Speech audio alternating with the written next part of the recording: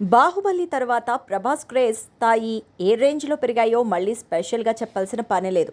అలాంటి స్టార్ను డైరెక్ట్ చేసే ఛాన్స్ రావడం అంటే ఎవరికైనా అదృష్టమనే చెప్పాలి. ఇప్పటివరకు ఆయనతో వర్క్ చేసిన డైరెక్టర్స్ అంతా ప్రభాస్ క్రేజ్ను వాడుకుంటూనే వచ్చారు.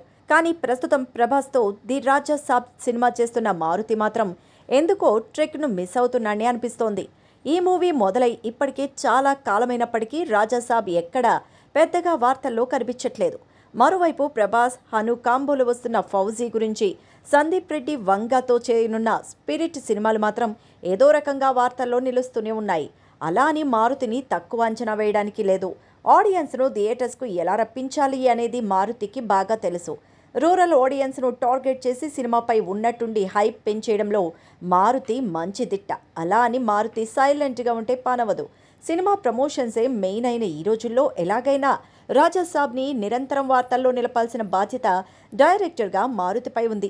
మరి ఇప్పటికైనా మారుతి రాజాసాబ్ ప్రమోషన్స్ను మొదలు పెడితే బెటర్.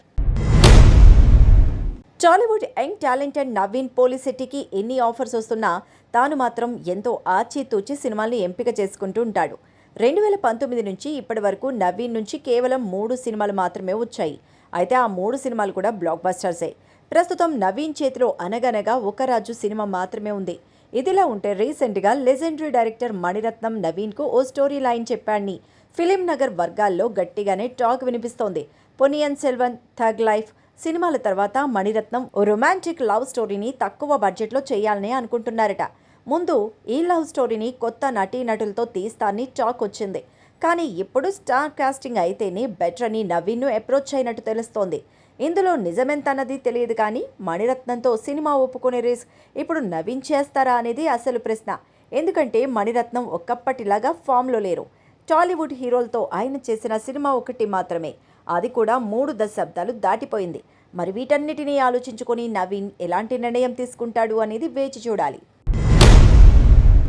మలయాళ సూపర్ స్టార్ మోహన్ లాల్ దృశ్యం 3ని నిన్న అధికారికంగా అనౌన్స్ చేశారు. జీతూ జోసెఫ్ దర్శకత్వంలో అతి త్వరలో ఇది స్టార్ట్ కాబోతోందని చెప్పారు. ఫ్యామిలీ థ్రిల్లర్ జానర్లో రూపొందుతున్న ఈ సినిమా 3వ పార్ట్ మరిన్ని ట్విస్ట్లతో థ్రిల్ చేయడానికి సిద్ధమైందని తెలుస్తోంది.